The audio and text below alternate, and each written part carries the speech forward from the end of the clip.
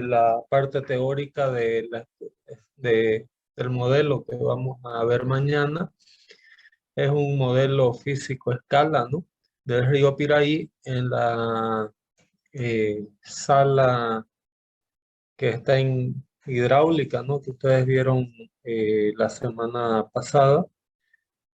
Eh, Ese modelo lo desarrollamos el año pasado y vamos a poder entender un poco de qué trata, ver un poco algunos conceptos teóricos, ¿no?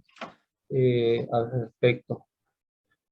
Bueno, entonces, el interés de eso, como muchos de ustedes deben haber escuchado, el año 83, ¿no? Específicamente el 18 de marzo, hubo la gran inundación, ¿no? De Santa Cruz. Prácticamente el río Piraí entró, ¿no? Por lo que más o menos es el puente Urubú hoy en día, eh, debido a un rebalse, ¿no? De, del río Piraí encima y de sus afluentes, que son los ríos Espejillos y Huendá. Y fue una inundación de más de 100 kilómetros, ¿no? De longitud, como ustedes pueden ver. El desborde llegó hasta 10 kilómetros de ancho y se hicieron toda una serie de protecciones y obras, ¿no? Esta inundación dio origen a lo que es hoy en día el SEARPI, ¿no? Que es el servicio de, de encauzamiento, ¿no? De aguas del río Piraí. Eh, y en base a eso, el modelo, ¿no? Pretende estudiar un poco lo que es el área de contacto, ¿no? Del río Piraí con la ciudad, que es a la altura del Cuarto Anillo. Más o menos el modelo hidráulico es una representación del área que estoy aquí colocando con color eh, rojo. Lo que ven ahí en hidráulica es la representación topográfica, ¿no? De esa área en color rojo para estudiar un poco, ¿no? Inundaciones con diferentes periodos de retorno, ¿no? Que pueden ir desde los 2 años hasta los 300 años. Y simular caudales, ¿no? En el modelo similares, ¿no? A los caudales que pueden ocurrir sobre el río para medir, ¿no? Cuáles son los rebalses que pueden existir. No sé si quedó entendido hasta ahí. ¿Alguna pregunta o duda? Se entiende, ingeniero. Gracias. Bueno, aquí tenemos algunos conceptos de lo que es un modelo físico hidráulico. Podemos considerarlo como una representación de una situación de flujo en escala, donde condiciones de caudal y terreno deben ser ajustadas de manera apropiada. La modelación hidráulica no puede disociarse de la teoría de mecánica de fluidos y la investigación experimental requiere de bases teóricas y de la teoría de similaridad o similitud que vamos a verla ya, ¿no? Cuando nosotros hacemos modelos en laboratorio en condiciones controladas, tenemos que hablar de modelos físicos con el objetivo de predecir comportamiento hidráulico de un prototipo. En esta presentación el prototipo es la realidad, el terreno en la realidad y el modelo es la representación en laboratorio. ¿Ok? Eh, entonces hay varios aspectos a tratarse para abordarlos en una sola clase. Más o menos yo voy a intentar hacer lo más resumido posible, pero Cuando nosotros hablamos de una maqueta, por ejemplo, ¿alguien sabe lo que es me puede definir lo que es una maqueta?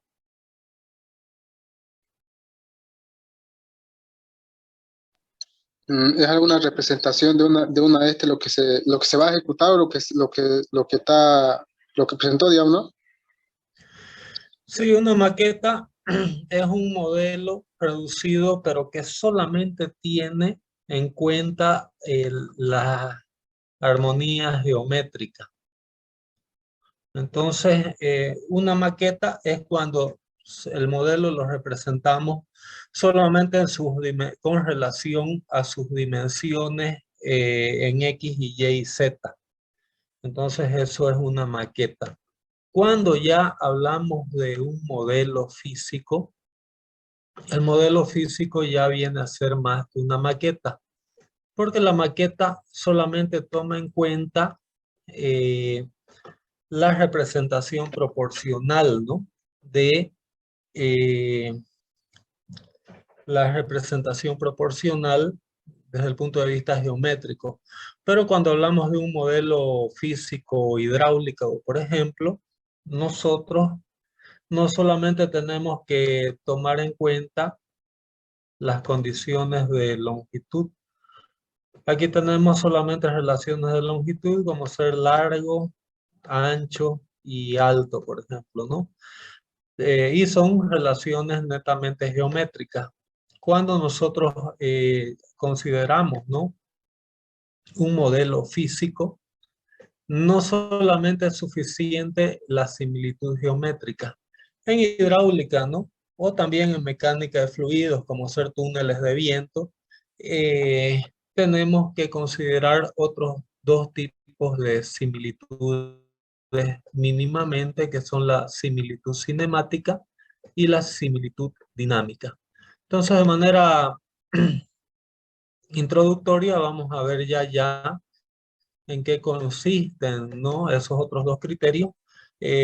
Similitud geométrica, ustedes lo han hecho ya en diseño técnico, ¿no? Cuando hacemos un plano en escala, ¿no? 1:20, 1:50, 1:100, eso es similitud geométrica. Pero en modelos físicos se tienen que tomar, al menos desde el punto de vista de mecánica de fluidos, lo que es similitud cinemática y similitud dinámica, que es lo que vamos a ver aquí. Entonces, ¿qué significa? Eh, la similitud cinemática se relaciona a que la distribución de velocidad del flujo, ¿no?, a través del modelo físico que estoy haciendo, es de que la relación entre la velocidad del agua del prototipo y la del modelo sean iguales a 1, por ejemplo. Y la similitud dinámica implica que las relaciones de las fuerzas en el prototipo también mantengan una misma proporción. Entonces, por ejemplo, si voy a considerar un modelo en escala de 1 a 100, imagínense un modelo en escala en 1 a 100, para mantener yo la similitud cinemática y mantener también la similitud dinámica, tendría que garantizar que estas relaciones también sean iguales a 100, ¿no?, a mi escala geométrica. Si mi escala geométrica es 1 en 100, tendría que garantizar también que mi escala de similitud cinemática y dinámica sean iguales a 100, ¿no? No sé si da para entender eso.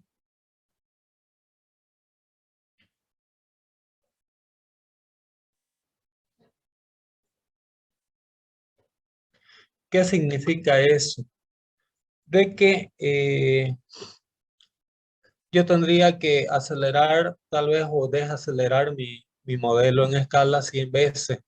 Y eso no siempre es posible, ¿no? Entonces, muchas veces los modelos físicos no se consiguen, ¿no? En los modelos físicos representar un 100% de similitud entre el modelo y el prototipo, pero se busca trabajar en los factores que son más importantes, ¿no? Por ejemplo, la aceleración de la gravedad yo no la puedo cambiar, ¿no? Entonces, no es lo mismo simular una caída de agua de 100 metros con un modelo de 50 centímetros, ¿no? Lo mismo pasa con la masa de agua. Algunos modelos usaron alcohol, ¿no? Han usado alcoholes, mercurio, para considerar que en el modelo el peso específico del agua tiene ese factor de escala, ¿no? Pero hoy en día prácticamente por cuestiones prácticas se usa agua en casi todos los modelos, ¿no? Entonces esas son algunos aspectos y como les comentaba, ¿no? Cuando hablamos de que tomamos en cuenta solo la similitud geométrica, estamos hablando de una maqueta, ¿no?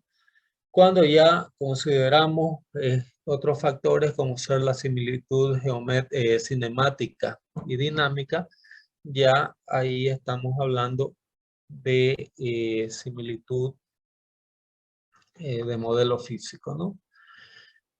¿Alguna pregunta hasta aquí?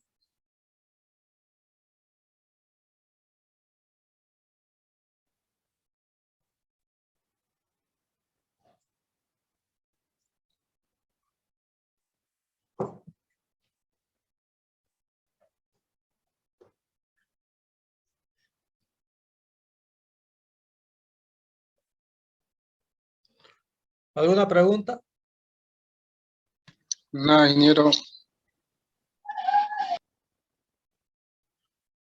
Bueno, estas son algunas relaciones que se estudian en mecánica de fluidos y que se aplican, ¿no? A modelos físicos también.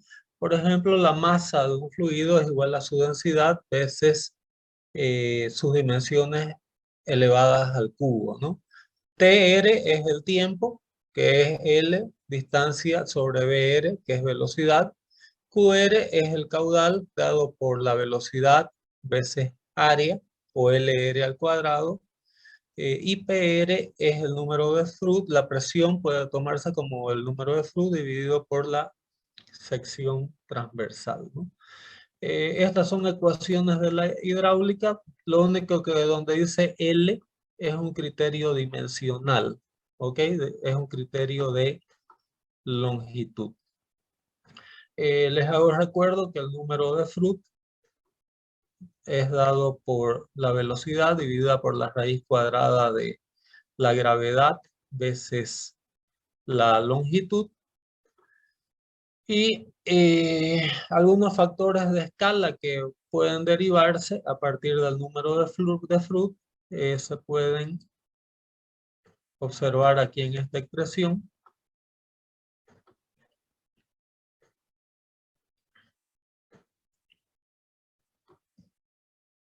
Caudal es igual a, sustituyendo términos, LR a la 5 medio, FR por ρ LR al cubo, presión por ρ LR, que las vamos a ver vamos a entender un poco cómo se llegan estas expresiones un poco más adelante, ¿no? Entonces, el análisis dimensional es un poco complejo para expresarlo, ¿no? O asimilarlo en una sola clase, pero para que nosotros tengamos, ¿no? Un modelo físico perfectamente igual al modelo real o al prototipo, tendríamos que considerar que todos estos parámetros en nuestro modelo físico son construidos en escala, ¿no? Estos parámetros son la densidad, la viscosidad dinámica del agua, mu, sigma, tensión superficial del agua, perdón, sigma tensión superficial del aire, EB, módulo elástico del agua, G,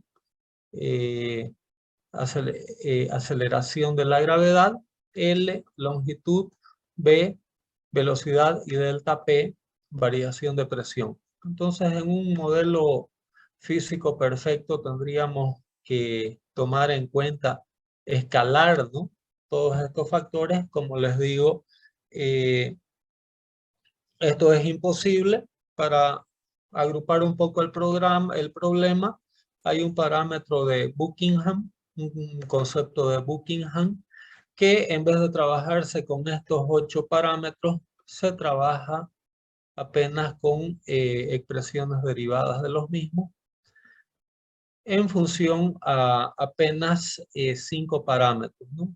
Entonces, esta sería una simplificación, ¿no?, mediante el teorema de Buckingham, donde yo, en vez de buscar similitud en 8 variables, lo puedo reducir a 5 a través del número de Fruit, número de Euler, número de Reynolds, número de Weber y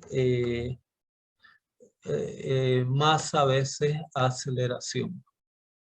Entonces estos son conceptos muy genéricos. Después vamos a ver cómo los vamos simplificando. Perdón, MA es el número de Sarrau-March, no me estaba acordando el nombre. Ahí tienen los detalles, ¿no?, de los 5 números que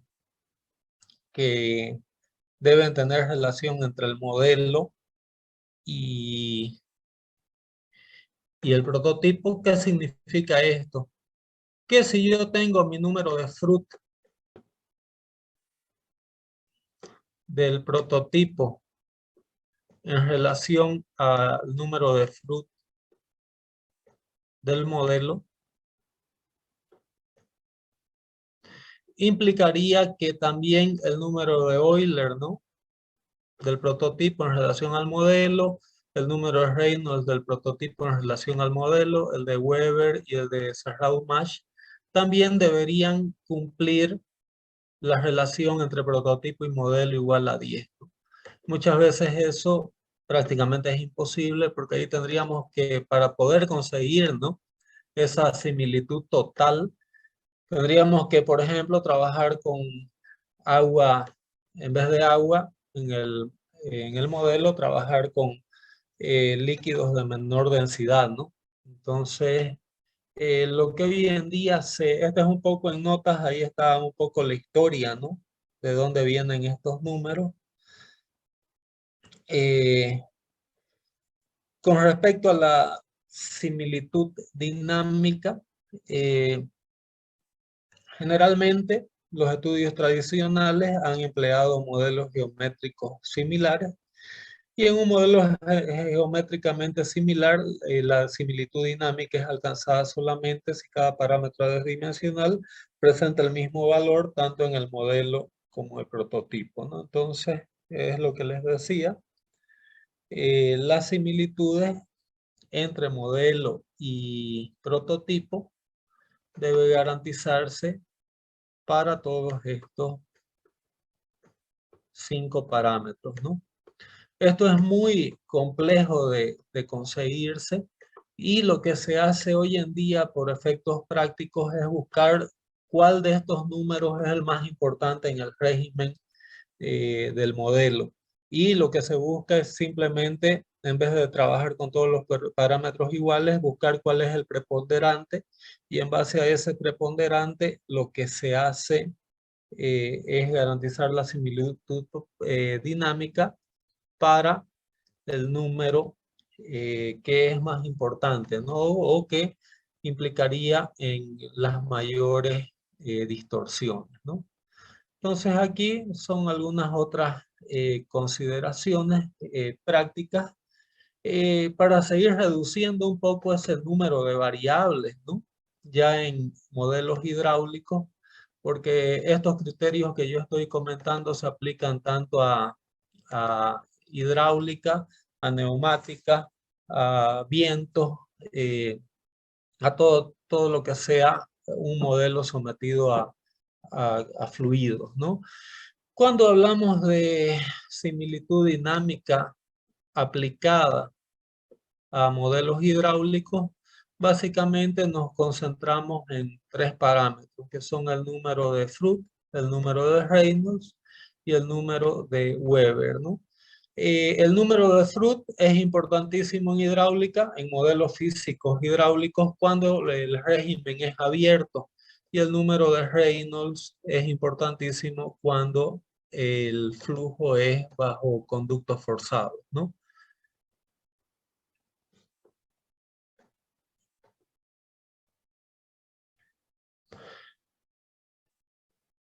Bueno, entonces, de manera práctica, lo que hemos hecho en ese modelo, ¿no? Que tenemos en el laboratorio de hidráulica, fue garantizar que la similitud dinámica desde el punto de vista del número de Froude. Entonces vamos a ver cómo se hace esa consideración.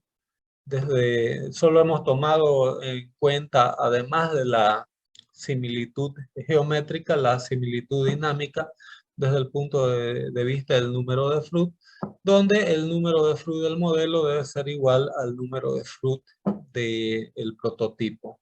Vamos a ver ya cómo se hace eso. Aquí hay otras consideraciones, ¿no? De modelos de escala, cuándo se puede hacer este tipo de simplificación y cuándo no. Este es un modelo físico, por ejemplo, a escala del río Mississippi en Estados Unidos. Fue construido más o menos en unos 2 o 3 años y más o menos tiene cerca de 1 kilómetro cuadrado, pero el área que se necesitó en total para construir ese modelo en escala del río Mississippi, que ustedes están viendo en total, fue 3 kilómetros cuadrados.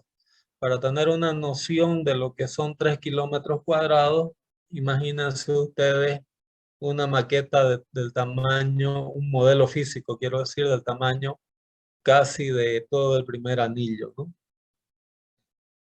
Entonces, esa es una referencia. Escala vertical 1 en 100. Escala horizontal 1 en 2000. Se construyó después de la Guerra Mundial, Segunda Guerra Mundial, y fue construido por los POWs del Africa Corps, ¿no? Los POWs en inglés significa Prisoners of War. Fueron los alemanes capturados, ¿no? En la guerra y llevados a Estados Unidos. Los emplearon en construir ese modelo físico de cerca de 3 kilómetros cuadrados. ¿Para qué se construyó, no, ese modelo físico del río Mississippi?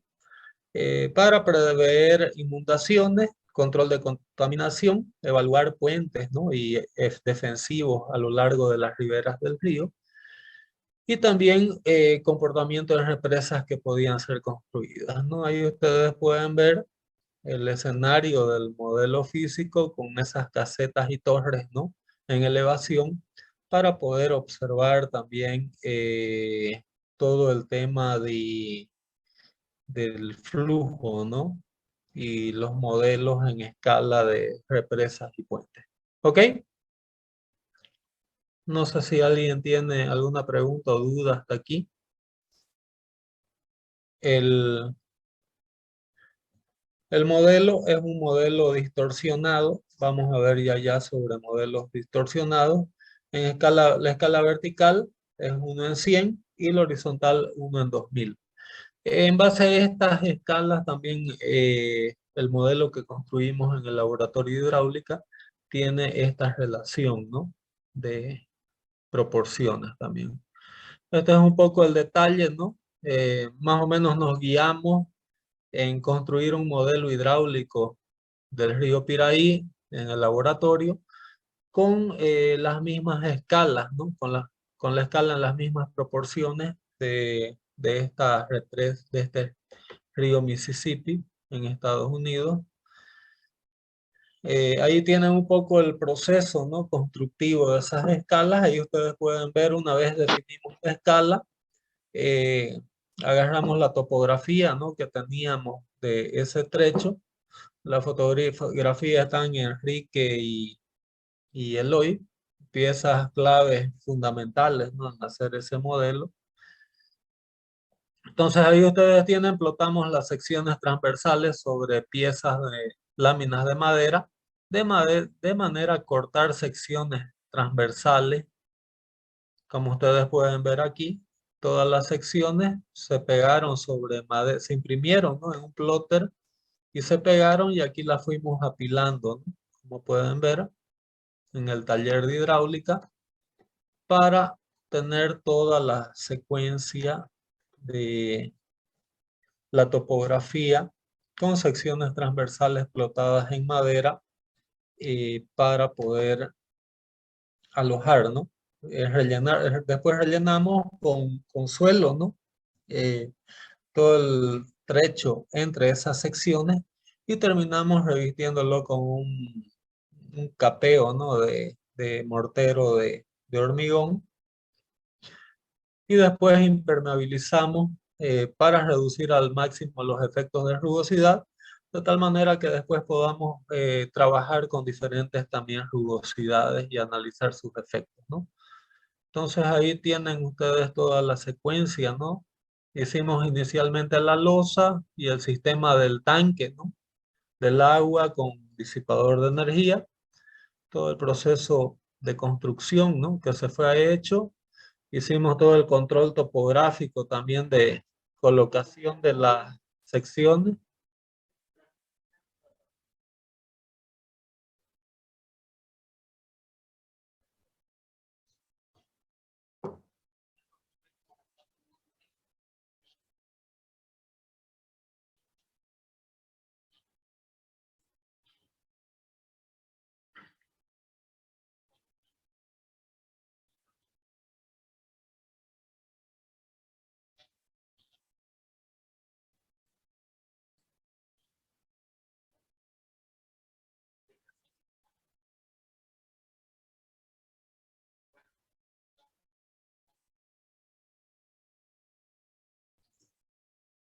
Ok, ahí tienen esas maderas, están perforadas para hacer el disipador, ¿no?, que está luego bajo el vertedero para garantizar el flujo laminar. Hay una toma, ¿no?, del avance de los trabajos que se hicieron. Ahí ya el montaje del disipador de energía bajo el vertedero para garantizar el flujo laminar, ¿no?, que va a escurrir sobre el modelo. Ahí tienen la construcción, ¿no?, ya del disipador, que es ese tanque con las planchas de madera. Entre las planchas de madera se colocó piedra manzana para que ese régimen turbulento que va a caer, ¿no?, desde el vertedero, salga sobre el área de modelo físico ya con régimen laminar. Ahí tienen ya la fase, ¿no?, de relleno con suelo, ¿no?, de toda la sección topográfica, y ahí tienen el modelo ya acabado, ¿no? Se ve claramente, ¿no?, la depresión que corresponde al curso del río. ¿Ok? Y básicamente esa es la forma como se construyó el modelo. ¿Alguna pregunta o duda hasta aquí?